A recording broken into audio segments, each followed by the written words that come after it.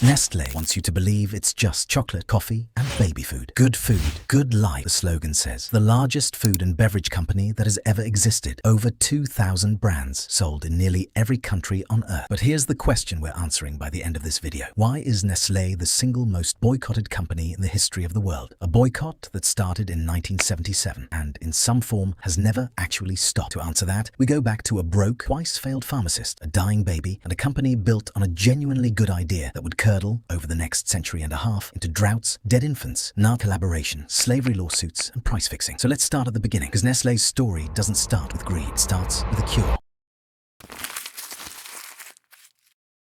In 1867, in the small Swiss town of Vevey, a German-born pharmacist named Henri Nestlé was trying to solve a crisis quietly devastating families across Europe. Infant mortality was staggering, and one of the biggest killers was simple. Babies who couldn't be breastfed because a mother had died, fallen ill, or simply couldn't produce enough milk usually died too. Cow's milk alone made infants sick, and no one had found a safe alternative. Nestlé wasn't an obvious candidate to find one. He'd already drifted through several failed ventures. Working in his own small laboratory, he experimented with cow's milk, wheat flour, and sugar, trying to create something an infant could digest the way it could breast milk. He landed on a powder he called farine lactée, milk flour. The real test came when a local doctor brought him a seemingly hopeless case, a premature infant who couldn't keep down cow's milk or anything else tried. As a last resort, Nestlé's powder was fed to the baby, who not only survived but thrived. Word spread fast through medical circles, and within a few years, the formula was being sold across Europe as a genuine breakthrough, credited with saving infants who, a decade earlier, would almost certainly have died. That's the story Nestlé still tells proudly today, and it's true. Is also the seed of the company's darkest chapter, because a century later, that exact same category of products sold in strikingly similar fashion would be accused not of saving children's lives, but of ending them. We'll get there. First, Nestlé had to become an empire.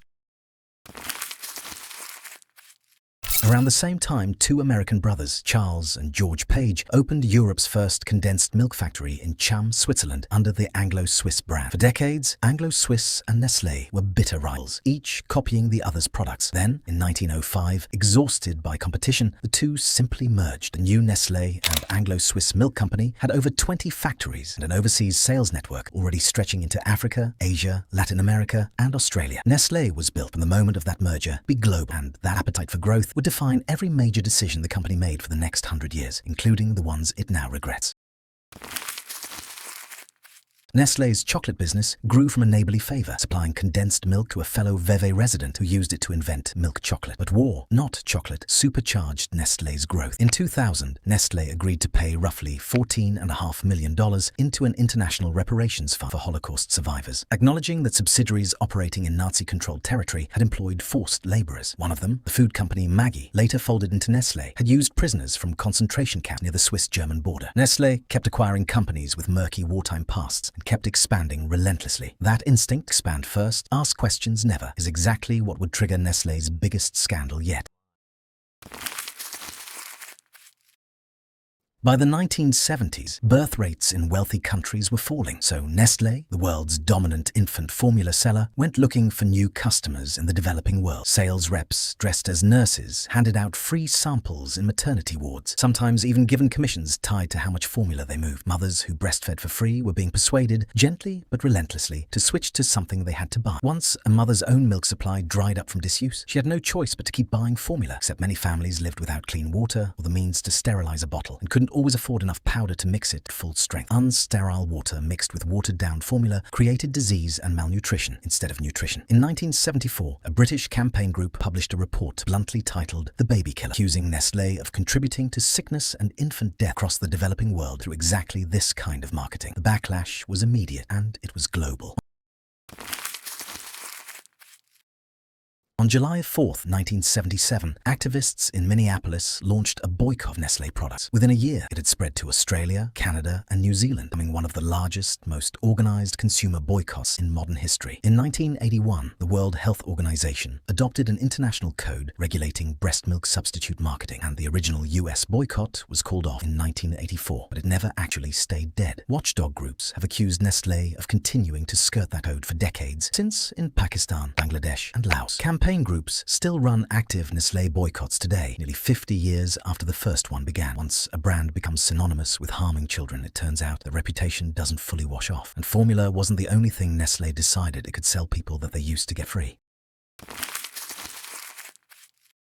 Nestlé built an empire on a strange idea that water falling from the sky, free everywhere, could be bottled and sold back to the communities it came from. In Michigan, Nestlé pumped groundwater near Eva at a rate activists calculated at roughly 100,000 times an average resident's use, 2 hours from Flint's contaminated water crisis. In California, during one of the state's worst droughts, investigators found Nestlé had been extracting water from a national forest under a permit that expired decades earlier. Regulators finally issued a cease and desist order in 2021, got data overseas. In Pakistan, villagers near Nestlé bottling plants watched local water tables sink hundreds of feet, with children reportedly falling sick from what remained. Nestlé points to broader regional water stress, but critics argue a private company was still profiting from extraction in places already running dry. By 2021, facing years of lawsuits, Nestlé sold off most of its North American bottled water business, but by then it had already found its next controversy.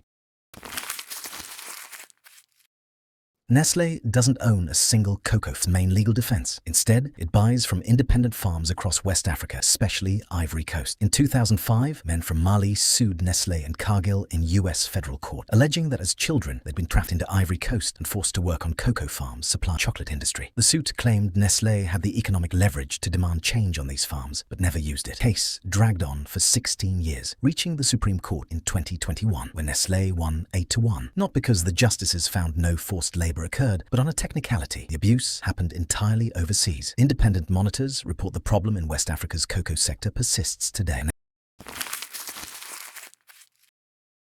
Now you're noticing a pattern. In 1990, Nestlé's Perrier brand was forced into one of the largest recalls in history. 160 million bottles pulled after cancer-linked benzene was found in the water. In 2008, melamine-contaminated milk powder tied to Nestlé's China supply chain was linked to infant kidney damage and several deaths. In Canada, Nestlé executives were criminally charged, though not convicted, in a chocolate price-fixing investigation. And in 2002, at the height of a famine, Nestlé initially demanded Ethiopia repay a decades-old debt before public outrage forced it to back down. None of these alone would define a company. Together, they tell a story about priorities, a corporation that treats controversy as a cost of doing business, something to settle and move past, rather than a reason to change.